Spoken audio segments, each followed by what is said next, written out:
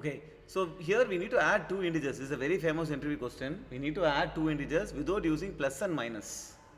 Okay, but so you can use bitwise operators. Okay, so ideally when you are adding two integers, what happens is, for example, இப்போ 2 இருக்கு, 2 ஓட binary என்ன இது, கரெக்டா?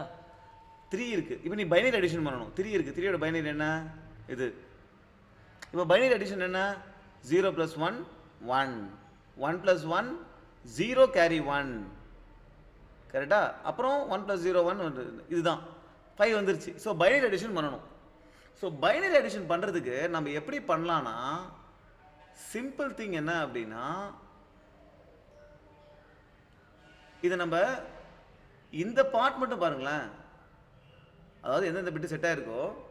Okay, நம்ம என்ன பண்ணலான்னா, எங்கே கேரி வரும், எங்கே வந்து 1 கேரி வரும், எந்த வந்து 2 செட் ஆகிருக்கோ, 2 பிட்டுமே எதில் ஒன்றா இருக்கோ அதில் மட்டும்தான் கேரி இருக்கும். ஸோ ஃபஸ்ட்டு என்ன பண்ணலான்னா, ஏ அண்டு பி போட்டோம் அப்படின்னா, ரெண்டுத்தில் எங்கெங்கெல்லாம் 1 செட் ஆகிருக்கோ அந்த பிட்ஸ் மட்டும் 1 ஆகிடும், கரெக்டா? ஸோ இதை வச்சுக்கிறேன் நான் ஃபஸ்ட்டு, அதை எடுத்துக்கிறேன். ஓகேவா? எந்தெந்த பிட்டு செட் ஆகிருக்கோ இருக்கு. இப்போ நான் என்ன பண்ணுறேன்னா, இது ரெண்டுத்தையும் ஆட் பண்ணுறதுக்கு பதிலாக என்ன பண்ணுறேன்னா, நான் எக்ஸ்ஆர் பண்ணுறேன். ஸோ எக்ஸ்ஆர் பண்ணாலே வந்து பார்த்தீங்கன்னா அடிஷன் மாதிரி தான். 0 + 1 1, 1 + 1 0. இது எக்ஸ்ஆர் வந்துருச்சா? நான் என்ன பண்ணணும், எங்கெங்கே 1 + 1 இருக்கோ இது கூட நான் அந்த கேரி இருந்தால் கேரியை ஆட் பண்ணணும். என் கேரி என்ன, எங்கெங்கெல்லாம் 1 செட் ஆகிருக்கோ, அண்டு பண்ணால் எங்கெங்கெல்லாம் 1 செட் ஆகிருக்கோ வந்துடுமா?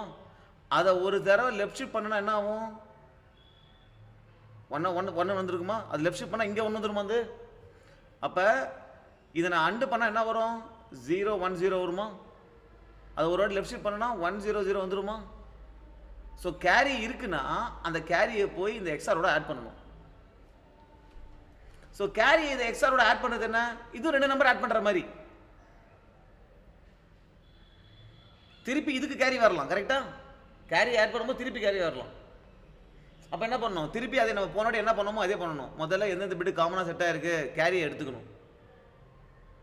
அதுக்கப்புறம் என்ன, அந்த ஏ எக்ஸ்ஆர் கேரியை வந்து பி ஆக்கிடணும், ரைட்? ஸோ இப்போ கோடு பார்க்கும்போது உங்களுக்கு ஒன்றும் தெளிவாக புரியும்னு நினைக்கிறேன். Let's go into the code. Okay, so நான் சொன்ன மாதிரி ஃபஸ்ட்டு என்ன பண்ணணும் அப்படின்னா, ஏயும் பியும் ஆட் பண்ணணும். ஏயும் பியும் ஆட் பண்ணுறதுக்கு ஃபஸ்ட்டு எந்தெந்த பிட்டுலாம் ஏலையும் பிலையும், இப்போ ஏ வந்து 2ன்னு வச்சுக்கோங்க, பி வந்து 3 அப்படின்னா எந்தெந்த பிட்டு ரெண்டுத்துலையுமே செட் ஆகிருக்குன்னு பார்க்கணும். ஏன்னா அதுக்கு தான் கேரி வரப்போகுது.